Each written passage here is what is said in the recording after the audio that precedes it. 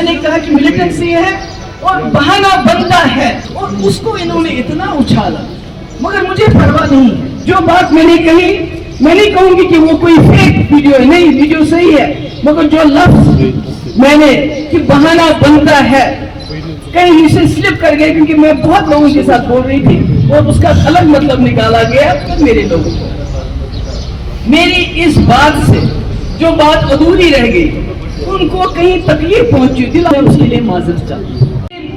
फिर पंचाल चुनाव वैली में घर घर जाके लोगों के आंसू पहुंची थी। इसलिए आज भी मैं ये कहना चाहती हूँ कि जो मैंने बात कही, पहले तो मुझे लगता है उमर साहब जंतर मंतर पहुंच गए स्टेट को लेके, क्या फर्क पड़ता अगर वो अपने नौजवान जो हमारे जम्मू कश्मीर के बच्चे हैं उनके लिए 2 मिनट वहां खड़े हो जाते हैं, क्योंकि मैं खुद नहीं गई वहां।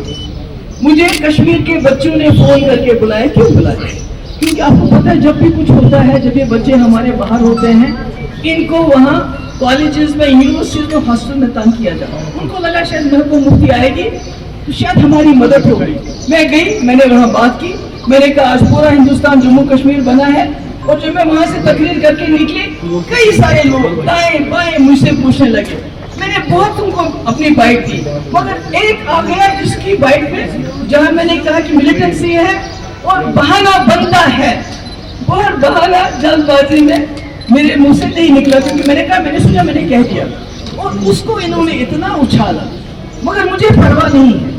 क्योंकि जब मैं कांग्रेस में थी 96-97 में, जब मैं यहाँ ह्यूमन राइट्स वायलेशन की बात करती थी तो फारूक साहब सीताराम केसरी के पास जाते थे, बोलते थे कश्मीर टाइम्स दिखा के, ये देखो तुम्हारी वहाँ जो CLP लीडर है ये कैसे एंटी नेशनल बातें करती है। वही काम आज उमर साहब करते हैं, वही काम आज दूसरी जमातें जो यहाँ है, B टीम C टीम, वो कहते हैं कि हम तो यहाँ सब कुछ नॉर्मलाइज करना चाहते हैं, मगर महबूबा मुफ्ती और उसकी पार्टी बयानबाजी करते हैं और हम मजबूर होते हैं बयान देने के लिए। तो इसलिए आज मैं कहना चाहती हूँ, जो बात मैंने कही, मैं नहीं कहूंगी कि वो कोई फेक वीडियो है, नहीं, वीडियो सही है, मगर जो लफ्ज मैंने कि बहाना बनता है कहीं इसे स्लिप कर गए, क्योंकि मैं बहुत लोगों के साथ बोल रही थी और उसका अलग मतलब निकाला गया। तो अगर मेरी वजह से, क्योंकि लोगों का रिश्ता, मैंने कहा मुझे बाप दादा से कुर्सी नहीं मिली, कुपका रोड में जमीन जायदाद नहीं मिली, गाड़ियां नहीं मिली, तंगमर्ग में प्रॉपर्टी नहीं मिली, लंदन में प्रॉपर्टी नहीं मिली, मुझे लोगों की, यहाँ के लोगों ने प्यार दिया, उन्होंने इज्जत दी, और शायद उनको मुझ पे भरोसा भी ज्यादा है कि जैसे नेशनल कॉन्फ्रेंस ऐसे इस वक्त उसको पेश कर रही है, जैसे उमर साहब ने कल का, जैसे अफजल गुरु की फांसी पे मैंने साइन किया था, जैसे मकबूल भट्ट की फांसी पे मैंने साइन किया था, जैसे कश्मीरियों को गोली मारो मैंने कहा था।